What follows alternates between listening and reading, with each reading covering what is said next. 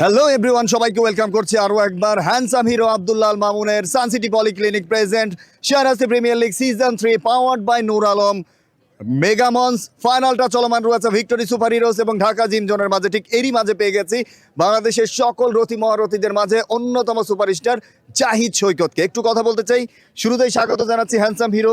কেমন লাগছে ফাইনাল মঞ্চে পারফর্ম করতে পেরে? আলহামদুলিল্লাহ, আমি খুব খুশি যে আমার team Hajiganj victory super heroes ফাইনালের মঞ্চে আজকে আসছে।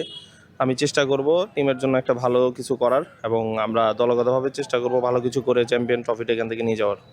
সৈকত, গোটা বাংলাদেশ যখন খেলে বেড়ান প্রত্যেকটা মাঠে অনেক অনেক দর্শক থাকে, তবে এসপিএল এর মঞ্চটা একেবারেই ব্যতিক্রম। সাদ্দাম হোসেন মিঠু একেবারে নিজের হাতে সাজানো এই ক্রিকেট বাগানটা, যেখানে আপনি ফাইনালে পারফর্মও করছেন। আপকামিং যে সমস্ত ক্রিকেটাররা আছে যারা এসপিএল এ খেলার স্বপ্নটা দেখে, মেসেজটা কি থাকবে আসলে একটা বড় মঞ্চে খেলার জন্য? তাদের কি কি পারদর্শিতা প্রয়োজন? আসলে এরকম একটা টুর্নামেন্ট খেলতে পারা প্রত্যেকটা প্লেয়ারেরই একটা ড্রিম, যারা ইয়ংস্টার আছে, যারা এখন ক্রিকেটটা শুরু করছে। পাশাপাশি এটার আয়োজন সত্যি অসাধারণ। আমি সাদ্দাম হোসেন মিঠু ভাইকে অসংখ্য ধন্যবাদ জানাতে চাই এত সুন্দরভাবে একটি টুর্নামেন্টের আয়োজন করার জন্য। প্রথম থেকেই খুব জাঁকজমকভাবে মাঠটি সাজিয়েছে, মাঠের পাশাপাশি গ্যালারি, খুব সুন্দরই একটা পরিবেশ। তো আশা করি যে টুর্নামেন্টটার আজকে যে শেষ দিনটা সুন্দর এবং সফলভাবে সম্পন্ন হবে। আর পাশাপাশি ইয়ংস্টার যারা আছে, যারা ক্রিকেটটা শুরু করতে চাচ্ছে এখন, তাদের জন্য এরকম টুর্নামেন্ট অনেক ইন্সপিরেশন। তারাও চাইবে এরকম একটা বড় মঞ্চে তাদেরকে মেলে ধরার।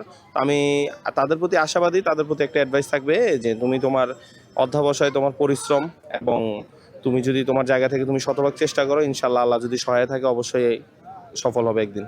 একেবারে লাস্ট প্রশ্ন, সেটা হচ্ছে এই যে প্রত্যেক দিনে নিত্য নতুন জার্নি, আজকে এই জেলা তো কালকে ও জেলা, দিন শেষে এত জার্নি করার পরে আপনাকে ভালো পারফরমেন্স করেই ম্যাচে টিকে থাকতে হচ্ছে, এবং যদি পারফর্ম খারাপ হয় তাহলে কিন্তু খ্যাপ মাঠে অন্তত ডাক পাওয়াটা খুবই কঠিন। জাহিদ, এই যে ফর্মুলাটা কিভাবে মেনটেন করেন? না, অ্যাকচুয়ালি এখন ট্যাপ টেনিস ক্রিকেটটা অনেক কম্পিটিশন, আপনার প্রতিদিনই মাঠে পারফর্ম করতে হয়। হয়তো বা আমাদের প্রতিদিন পারফর্ম করা সম্ভব হয় না, কারণ প্রত্যেকটা প্লেয়ারের পক্ষে প্রতিদিন পারফর্ম করা সম্ভব না। বাট যখন একটা প্লেয়ার মাঠে নামে তার শতভাগটা দিয়ে চেষ্টা করে, হয়তো বা কখনো সে সফল হয়, কখনো ব্যর্থ হয়। সত্যি কথা বলতে আসলে জার্নিটা আমাদের জন্য একটু কষ্টকর হয়। যেটা আপনি বললেন, এক জেলা থেকে আরেকটা জেলায় মুভ করা, সারা রাত জার্নি করে গিয়ে প্রতিদিন 16 ওভার 20 ওভারের ম্যাচ খেলা, ম্যাচ শেষে আবার পরের দিনের খেলার জন্য আরেকটা জেলায় জার্নি করা। তো আমি বলতে চাই যে আল্লাহর একটা বিশেষ রহমত আছে আমাদের উপর, যে আল্লাহর সাহায্য থাকার কারণে হয়তো আমরা পুরোপুরি ফিটভাবে পুরো সিজনটা 3-4টা মাস অনেক জার্নি করে খেলে যাই। তো সবাই আমাদের জন্য দোয়া করবেন যাতে আমরা সুস্থ এবং সবলভাবে ক্রিকেটটা ভালো খেলে যেতে পারি এবং আপনাদের ভালো ক্রিকেটটা উপহার দিতে পারি। অসংখ্য ধন্যবাদ সাদ্দাম হোসেন মিঠুর এই দারুণ মঞ্চ থেকে। ধন্যবাদ আপনাকে। সো এতক্ষণ পর্যন্ত কথা বলছিলাম টেপ ক্রিকেটের যুবরাজ জাহিদ সৈকতের সঙ্গে। চলুন আরো একবার গ্রাউন্ডে।